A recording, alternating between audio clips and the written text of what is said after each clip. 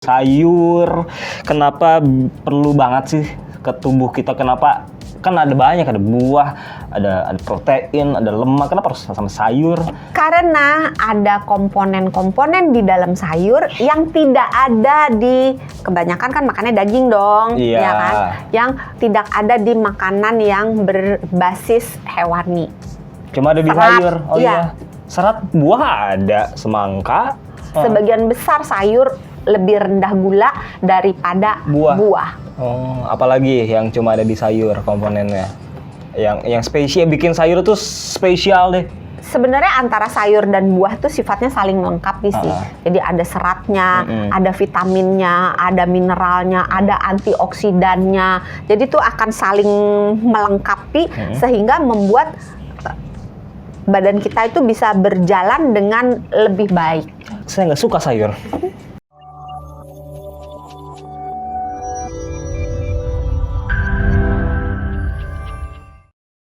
Ketemu lagi sama sahabat saudara di Kamu Sehat. Nih ada Sony Wicaksono sama Dr. Santi, Health Management Specialist Corporate SR Kompas Gramedia.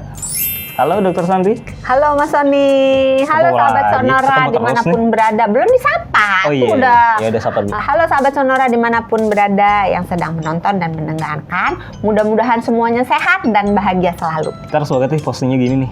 Hah? Posisinya gini harus banget nih. Ya, kita akan membicarakan sahabat Sonora mengenai topik yang sebenarnya saya nggak suka ini. Nggak suka topiknya ya, tapi karena produsernya memaksa gitu. Ya tapi gimana? Untuk topik ini. Tapi ya orang itu sehat ya, gimana ya? Ya gimana? Itu kan salah satu yang ada di piring apa? Sehatku. Iya, piring Iya, makan. kan? Tapi nggak sehat ya kan? Tapi nggak sehat, tapi nggak suka saya. Bahas sayur. Sayur, kenapa perlu banget sih ke tubuh kita? Kenapa? Kan ada banyak, ada buah, ada protein, ada lemak. Kenapa harus sama sayur? Saya nggak suka sayur. Ini sahabat Sonora yang sama-sama nggak suka makan sayur gitu, boleh komen di bawah gitu. Terus nanti setelah mendengarkan acara ini, terus komen lagi, berubah pikiran atau tidak. Nah, mungkin ya. Siapa Tapi tahu nih ya, tapi ya, Mas Sony siaran nama saya sudah berkali-kali menekankan, mendapatkan pencerahan bahwa makan sayur itu baik, tetap aja nggak suka makan sayur sampai sekarang. Iya, Berarti gue gagal dong ya. Gue mau resign dah. Ngambek, ada dokter Resignnya ngambek. kenapa? Habis saya gagal mengubah Sony makan sayur, dia tetap nggak doyan. Kenapa sih tubuh tuh perlu sama sayur gitu? Kan udah banyak kita makannya. Karena ada komponen-komponen di dalam sayur yang tidak ada di, kebanyakan kan makannya daging dong, Iya. ya kan? Yang tidak ada di makanan yang berbasis hewani. Cuma ada di Serat, sayur. Oh iya. iya. Serat buah ada, semangka, terus pepaya. Masalahnya di dalam buah itu ada gula buahnya. Jadi kalau kita makan buah untuk mencapai vitamin, mineral, kebutuhan serat gitu, akibatnya makan buahnya akan lebih banyak daripada kalau kita makan buah dan sayur. Sayur nggak ada gula. Sebagian, bukan nggak ada gula, sebagian besar sayur lebih rendah gula daripada buah. Walaupun buah gulanya kan alami ya, tetap aja gula ya. Segala sesuatu yang alami apabila dikonsumsi secara berlebih-lebihan hasilnya belum tentu bagus, termasuk buah. Karena gula dalam buah itu kalau makannya berlebih-lebihan juga bisa merusak tubuh kita. Oke, serat apalagi yang nggak ada cuma ada di sayur, yang nggak ada di komponen lain. Vitamin C. Vitamin C, jeruk ada, pisang ada. Jangan di buah, kan ngomongin nih yang plant based sama protein based. Bandingannya jangan hewani sama buah nabati, ya. iya. Kalau yang di hewani Nggak ada ya? sebenarnya ada sih. Ada. Jadi vitamin C itu ada di hati hewani. Jadi di hati ayam, hati sapi itu ada gitu. Tapi kan vitamin C yang ada di situ cuma sedikit. Terus kan kita makan hati kan nggak pernah mentah. Iya. Mateng kan? Mateng. Terus direbus atau pokoknya dipanaskan, dimasak kan. Proses pemasakan itu akan membuat vitamin C yang cuma sedikit akan jadi tambah sedikit lagi, jadi nggak cukup. Berarti di sayur vitamin C-nya banyak nih? Di sayur dan buah. Oh, apalagi yang cuma ada di sayur komponennya? Yang spesial, bikin sayur tuh spesial deh. Sebenarnya antara sayur dan buah tuh sifatnya saling melengkapi sih. Jadi ada seratnya, ada vitaminnya, ada mineralnya, ada antioksidannya. Jadi tuh akan saling melengkapi sehingga membuat badan kita itu bisa berjalan dengan lebih baik. Kalau gitu sekarang ini deh, manfaatnya deh. Tadi kan dokter bilang sayur tuh punya banyak komponen yang cuma ada di sayur. Nah, manfaatnya apa kalau gitu buat tubuh? Serat. Manfaat serat buat apa? Bikin kita lebih kenyang. Nggak bisa gampang buang air. Bikin pup jadi gampang. Terus seratnya jadi makanan buat bakteri baik. Terus serat itu membantu kesehatan saluran pencernaan. Karena kalau kita makan serat, saluran pencernaannya itu pertama karena dia tidak buang air besarnya lancar, maka kotoran-kotoran di situ cepat keluar sehingga tidak sempat bergesek-gesekan, terus nggak ada timbunan kotoran di situ. Terus si bakteri baik yang dikasih makan oleh serat sebenarnya bukan memberi, dia menghasilkan zat yang bisa digunakan untuk si dinding sel saluran pencernaan. Terus makan serat itu juga bisa membantu mengontrol nggak cuma berat badan, gula darah juga.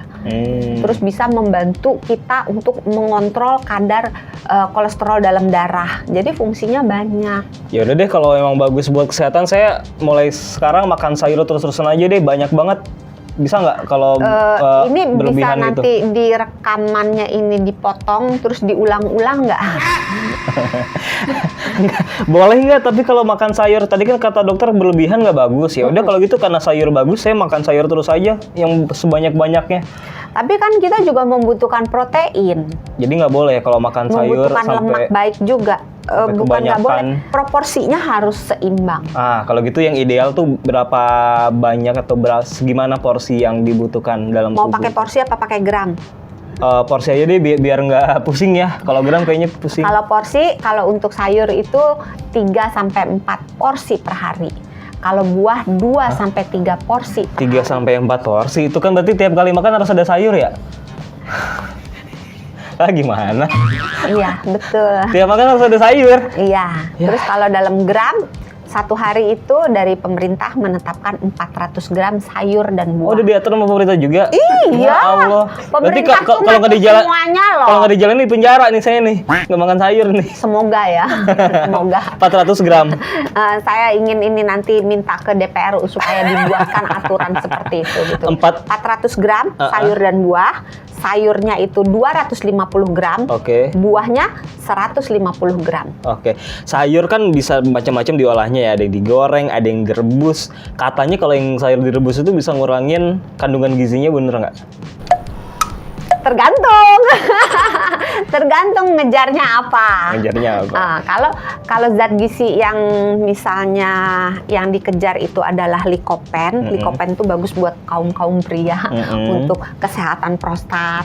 Perempuan juga bagus. Jadi kalau ngejarnya likopen, maka likopen itu ikatan dindingnya itu baru akan kebuka sehingga likopennya itu lebih mudah diserap, lebih mudah digunakan kalau dia sudah dipanaskan. Jadi tomat kan tinggi likopennya. Kalau dimakan begitu mentah aja, itu likopennya tidak efektif. Tapi kalau tomatnya direbus dulu, maka likopennya itu bisa digunakan oleh tubuh dengan lebih baik gitu. Tapi kalau ngejarnya vitamin C, tomat itu kalau dipanaskan, vitamin C-nya akan turun kadarnya. Karena vitamin C adalah vitamin yang mudah rusak, mudah menurun kadarnya apabila kena panas, kena cahaya, dan kena udara. Jadi tergantung mau ngambil dari sisi yang mana, mau direbus mau enggak, tergantung mau ngambil apanya gitu. Ada orang-orang yang juga makan sayurnya mentah, ada yang ditumis, ada yang digoreng. Dari semua itu mana yang baik? Yang mentah, yang direbus, atau ditumis, atau digoreng? Kalau secara zat gizi pada umumnya yang mentah lebih baik. Oh gitu? Pada umumnya. Cuma dicuci, habis itu dimakan? Iya. Itu tapi bagus. masalahnya kan kembali lagi tergantung kamu ngejarnya apa. Terus tergantung. Karena beda-beda. Beda-beda. Terus tergantung jenis sayurnya. Karena tidak semua jenis sayur aman dikonsumsi dalam keadaan mentah. Contoh. Apa aja sih yang aman? Kentang. Oh, kentang. Kentang tuh ada solaninnya. Solanin tuh? Solanin itu dia ada di zat kimia yang ada di dalam kentang yang biasanya dia normal ada di dalam kentang yang gunanya untuk melindungi si kentang supaya nggak diacak-acak sama binatang lain gitu. Jadi kalau rasanya itu agak pahit sehingga kalau binatang makan maka dia dengan sendirinya baunya nggak enak, pahit gitu kan. Dia pergi, nggak jadi makan, kentangnya selamat gitu. Nah, kalau dikonsumsi terlalu banyak, ketika kita mengkonsumsi makanan yang mentah, maka solanin ini bisa menyebabkan keracunan dalam tubuh kita. Jadi nggak sehat. Tidak semua makanan bisa dan aman dikonsumsi apa dalam sih keadaan sayur yang bisa mentah. dimakan mentah. Yang bisa atau yang nggak bisa? Yang bisa. Nyuci sayur itu sebenarnya semua bagian sayur yang akan dimakan itu dicuci. Pertama itu. Kedua, cuci sebelum dipotong. Cuci sebelum dipotong.